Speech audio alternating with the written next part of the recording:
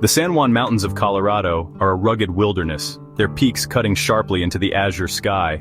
For Jack Hollis, the untamed beauty of this land was a calling. It had been years since he'd ventured into the backcountry, years since he'd allowed himself to step away from the pressures of city life. But now, with his Denver job behind him, and the scars of a broken relationship still fresh, he craved the solitude of the wild.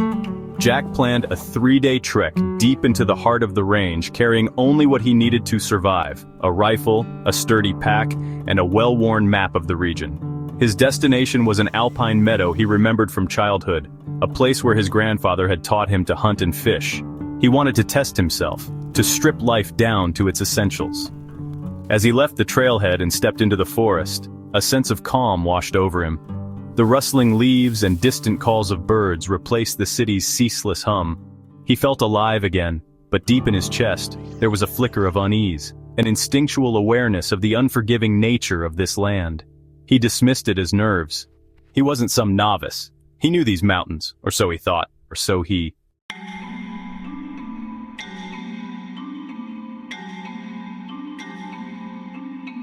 The first day passed uneventfully. Jack followed a winding trail that climbed steadily through groves of aspens and into the dense evergreens above.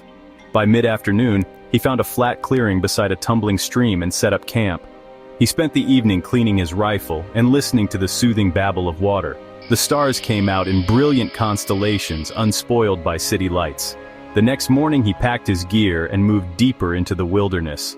As the sun rose higher, he began noticing strange signs. A set of large tracks crossed the trail, paw prints fresh and deep. He knelt to inspect them. They were too large for a coyote, a mountain lion, he guessed.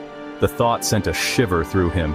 He'd heard stories of mountain lions stalking hikers, waiting for the right moment to strike. But they were rare encounters, and he was armed. Still, he couldn't shake the feeling of being watched. As the day wore on, the forest grew quieter. The usual chatter of squirrels and birds seemed to fade. Even the wind through the trees had an eerie stillness. Jack's every step felt louder, the crunch of his boots on the frost-covered ground breaking the silence like gunfire. Then, as the sun dipped low in the sky, he heard it, a soft rustle in the underbrush, followed by the unmistakable sound of a low growl. He froze, his heart pounding. Slowly, he turned, scanning the trees. Nothing. The shadows seemed alive, shifting and twisting in the fading light. He tightened his grip on the rifle and quickened his pace. He needed to find a secure place to camp before dark.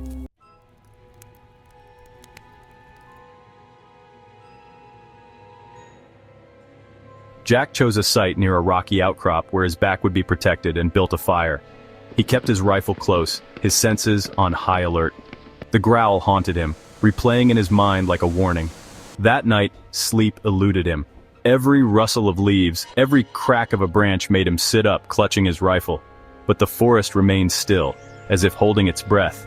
At dawn, he packed up and continued his trek, determined to reach the alpine meadow by nightfall. But as the day wore on, the feeling of being watched grew stronger. He began catching glimpses of movement in the periphery of his vision, a flash of tawny fur, a shadow slipping between the trees. By late afternoon, he was certain he wasn't alone. When he rounded a bend in the trail, the mountain lion stepped into view. It was massive, its golden eyes fixed on him with a predatory intensity that made his blood run cold. For a moment, neither of them moved. Then the cat let out a low, rumbling growl and began to circle. Jack raised his rifle, his hands shaking. "Get back!" he shouted, his voice cracking. The lion didn't flinch. It crouched low, muscles coiling. Jack fired a warning shot into the ground. The sound echoed through the forest, and the lion sprang into the trees, disappearing as quickly as it had appeared. His heart hammered in his chest. He knew enough about predators to understand what had just happened. The lion wasn't retreating, it was testing him.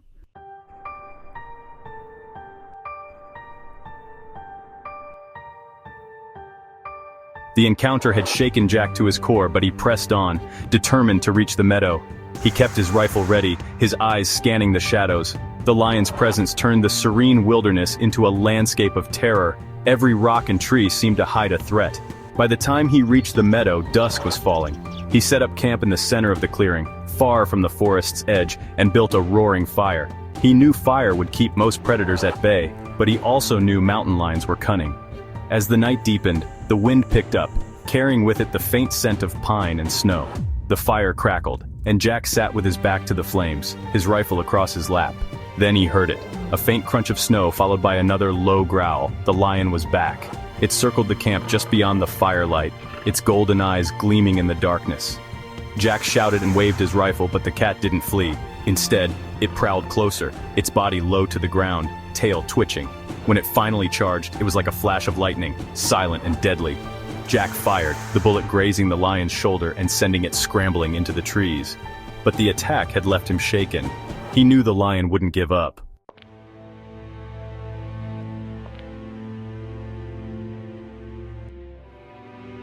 The next day, Jack decided to abandon his planned route and head back to the trailhead, but the lion followed. Its persistence was unnerving, its patience inhuman. It seemed to know Jack was weakening, his nerves were frayed, his sleep deprived. By the third day, Jack's pace slowed, his legs ached and his thoughts grew foggy. The lion's tracks appeared constantly, its presence a shadow that haunted his every step.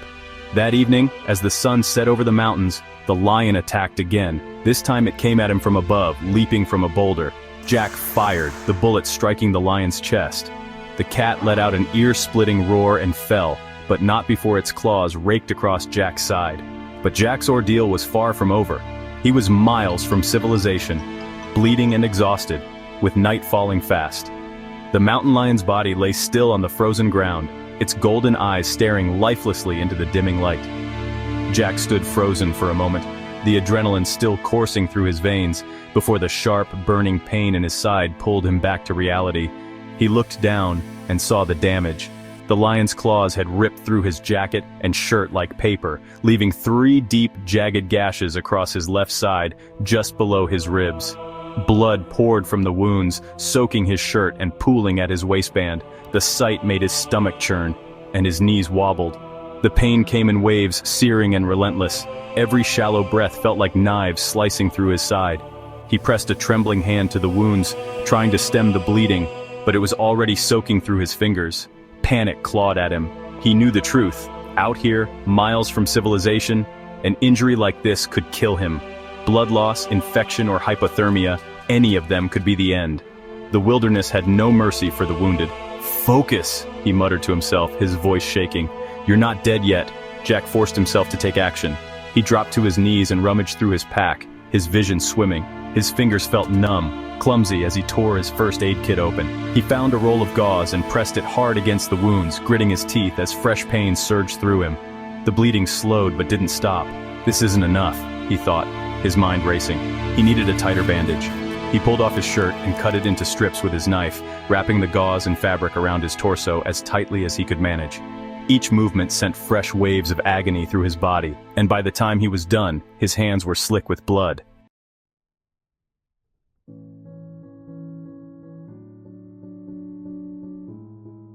Jack leaned against the rocky outcrop where the lion had fallen, clutching his side. His jacket and shirt were soaked in blood, the shredded fabric barely holding his makeshift bandage together. The searing pain in his ribs was a reminder of how close the mountain lion had come to killing him. The beast's lifeless body lay just a few feet away, its golden eyes staring into nothingness. For a moment, he felt a pang of guilt. The animal had done what it was born to do, hunt, survive. But there was no room for sentimentality. He was still alive, and if he wanted to stay that way, he had to move. The first few hours after the attack were a blur. Jack staggered to his feet, gripping his rifle like a walking stick. Every step sent jolts of pain through his body, and his vision swam with dizziness. He rummaged through his pack and found a roll of gauze, wrapping it tightly around his torso to slow the bleeding. The motion was clumsy, his fingers were shaking from cold and shock. The sun was sinking fast, and he knew he couldn't afford to stay where he was. The lion's carcass might attract scavengers, bears, coyotes, or worse. He needed to put as much distance between himself and this spot as possible before nightfall. Jack pushed forward, each step an agonizing test of will. The terrain was unforgiving, jagged rocks, steep inclines, and fallen logs that seemed to mock his every move. His rifle, once a symbol of confidence, was now a crutch, its cold metal digging into his shoulder.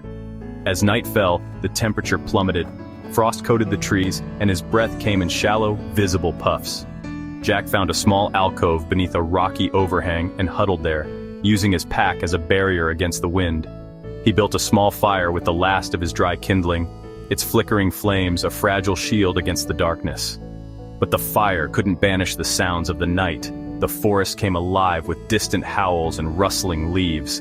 Jack gripped his rifle tightly, every shadow a potential threat. He knew predators might scent his blood, drawn to his weakness. Sleep was impossible.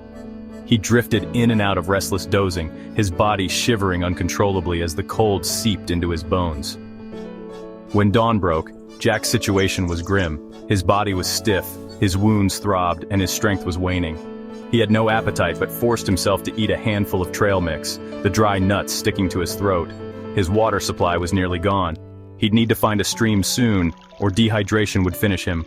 Pushing himself upright, Jack oriented himself using his map and compass. He estimated the trailhead was still at least 10 miles away, a brutal distance in his condition. His only hope was to keep moving. The second day was worse than the first. Jack's progress slowed as his body weakened. The cold sapped his energy, and every step was a battle against his own limits.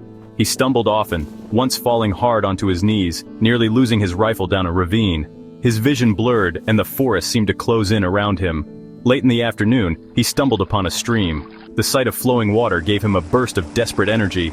He dropped to his knees and cupped his hands, drinking deeply despite the icy sting. The water tasted like life itself, and he filled his empty canteen before forcing himself to continue. The forest played tricks on his mind. At times, he thought he saw movement in the trees, shadows that seemed to stalk him like ghosts of the mountain lion he'd killed. His thoughts drifted, untethered by exhaustion. He imagined his grandfather's voice urging him on, memories of long-ago hunts blending with his current nightmare. By dusk, Jack's body began to shut down. His legs trembled, and his breathing grew labored. He found a hollow beneath a fallen tree and collapsed, barely managing to light a fire before darkness fell. The flames danced weakly, their warmth doing little to stave off the freezing air. That night, he was too weak to keep watch. He slept fitfully, haunted by dreams of the lion, its eyes burning like embers in the darkness. He woke often, startled by noises that may have been real or imagined. Each time he gripped his rifle and scanned the shadows, his heart pounding. By the third morning, Jack was barely functioning. His wound had stopped bleeding, but infection was a growing concern. His skin felt hot, his mind clouded by fever. His legs moved on sheer instinct, one foot in front of the other, his body propelled by the faint hope of rescue. The trailhead wasn't far now. He could sense it. The forest began to thin, the towering pines giving way to scrubby underbrush. But every step was agony. His vision swam, and the world tilted as if the mountains themselves were shifting beneath him. Finally, he stumbled out onto a dirt road. The sight of the rutted track nearly broke him. He fell to his knees, clutching his rifle as tears streamed down his face. A sound broke the silence. The low hum of an engine. A battered pickup truck appeared around the bend, its headlights cutting through the morning fog. The driver, a grizzled hunter with a camouflage jacket, jumped out and ran to Jack's side. "You're lucky we came through here," the man said, as he helped Jack into the truck. "You wouldn't have lasted another night." Jack didn't respond. He closed his eyes and let the warmth of the truck's heater wash over him, his mind already slipping into unconsciousness.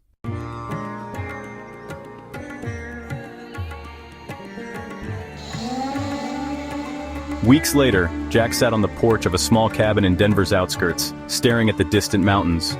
His wounds were healing, but the memories of those 2 nights in the wilderness lingered. He'd come face to face with death and survived, but not without a cost. The mountains were no longer just a place of beauty and solace to him. They were a reminder of nature's power, its indifference to human life. He had learned the hard way that survival was not a guarantee, but a battle fought with every ounce of strength and will, and in that battle, he had earned his life back. Thank you for listening. We hope you enjoyed this story. Please follow for more.